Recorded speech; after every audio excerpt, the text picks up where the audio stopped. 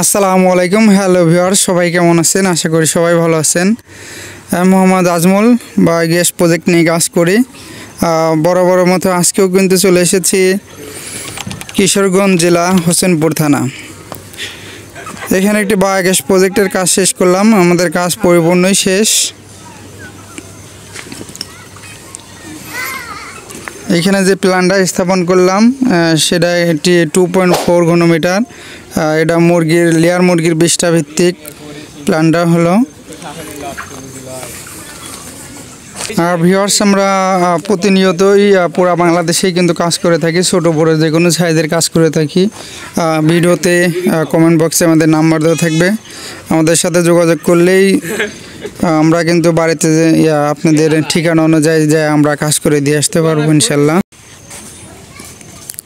So viewers, biogas সম্পর্কে আর কিন্তু বলার কিছুই নাই। আর ইতিমধ্যে আপনারা অবগত আছেন যে বায়োগ্যাসের কোন পাশ দিয়ে গোবর দিতে হয়, লিটার কোন পাশ দিয়ে দিতে হয়, এবং আমরা গ্যাস পাই কোন দিক দিয়ে, এবং হাইড্রোলিক চেম্বার কোন পাশে, গোবরটা ওভারফ্লো হয় কোন পাশে।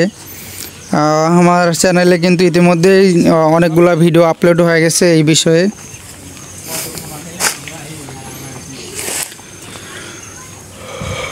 আমাদের বায়োগ্যাস প্ল্যান্টের যে স্যালারি ফিট বলা হয় সেটা আমাদের স্যালারি ফিট।